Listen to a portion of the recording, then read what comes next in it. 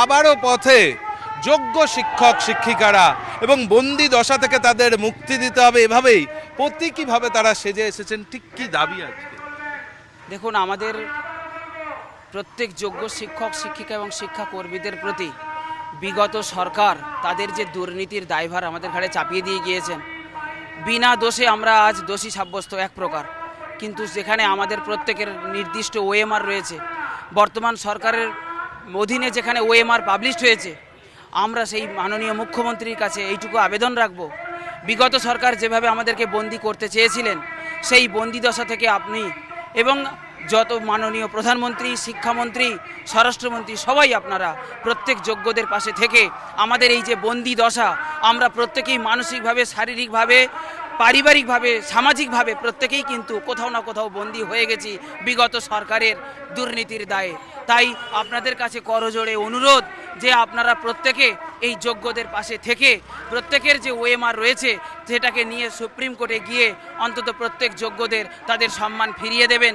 আজ দীর্ঘ 1.5 বছর ধরে যে শিক্ষাকর্মীরা তারা বেতন পাচ্ছে না, সেই বেতন যাতে তারা পায়, তাদের চাকরিটা যাতে পুনর্বহাল থাকতে পারে, আমাদের প্রত্যেকের চাকরি যাতে সুনিশ্চিতকরণ হতে পারে, আমরা প্রত্যেকেই যাতে আমাদের নির্দিষ্ট বয়সসীমা অর্থাৎ 60 বছর পর্যন্ত আমাদের চাকরিতে বহাল থাকতে পারি, সেই চেষ্টা করবেন, সেই ব্যবস্থা করবেন এবং যত দ্রুত সম্ভব আমাদের সাথে যদি বসার চেষ্টা করেন তাহলে আমরা এই বন্দি দশা থেকে কাটানোর জন্য আজকে এই পোশাক আজ দীর্ঘ 1.5 বছর ধরে আমরা যেভাবে বন্দি, সেই বন্দি দশাটাকে দেখানোর জন্যই আমার এই বেশ।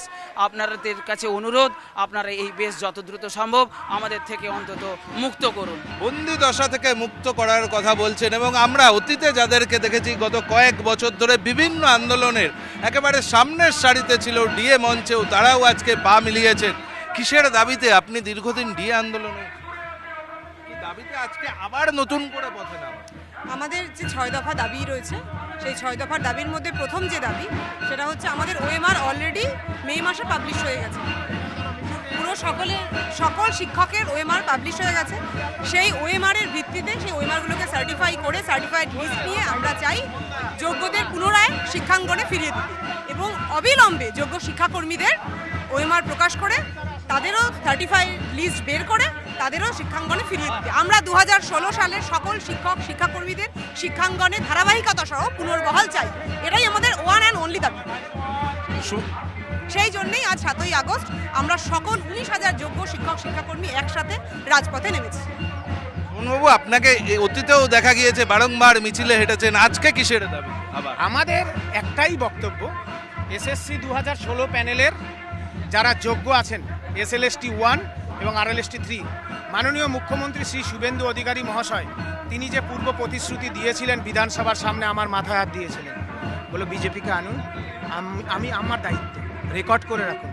আমরা তার কাছে সবিনয়ে যাচ্ছি। মাননীয় মুখ্যমন্ত্রী, আদিবাসীরা মরছে, নমশূদ্র মতুয়ারা মরছে, দৃষ্টিহীনরা মরছে, ওদের যোগ্য চাকরি ফেরা, আমাদের সাথে সুষ্ঠু সমাধানের জন্য আলোচনায় বসুন। মাননীয় মুখ্যমন্ত্রী, আমরা আপনাকেই ভরসা করি, আমরা আপনার প্রতি আস্থাশীল, সুতরাং আপনার যে পূর্ব প্রতিশ্রুতি আমরা আশ্বস্ত হয়েছি।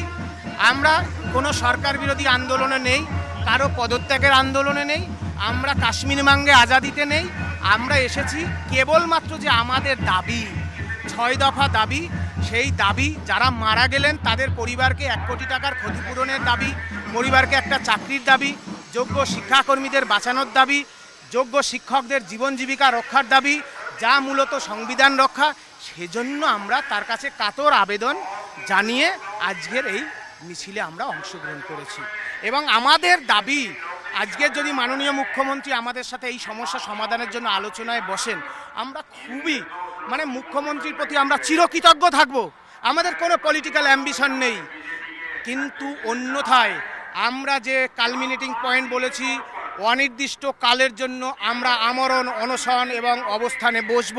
পুলিশ যদি আমাদের মারে আমরা মার খাবো, আমরা দাবি না মিটে বাড়ি ফিরবো না, এটা আমাদের ঘোষিত নীতি। মুখ্যমন্ত্রী আমাদের চেনেন, আমাদের ক্ষুদ্র অতীত অভিজ্ঞতা আছে, আমি সেই সুমন বিশ্বাস মাননীয় মুখ্যমন্ত্রী। সুতরাং আপনার সহযোগিতা, ভালোবাসা, স্নেহ, আমরা আপনার ভাই, আমরা আপনার কাছে সেই চাই, যোগ্যদের বাঁচান, 16 সালের যোগ্য চাকরি শিক্ষক শিক্ষাকর্মীদের বাঁচান, হাতে মাত্র 23 দিন। আমাদের শিক্ষকরা মরছে, আমরা মরবো, তাই মরতেই যদি হয় আজ কলকাতায়। আপনাদের চ্যানেলের মাধ্যমে মুখ্যমন্ত্রীর কাছে কাতর আবেদন, এটা রাজনীতির প্রশ্ন নয়, এটা মানবিকতার প্রশ্ন।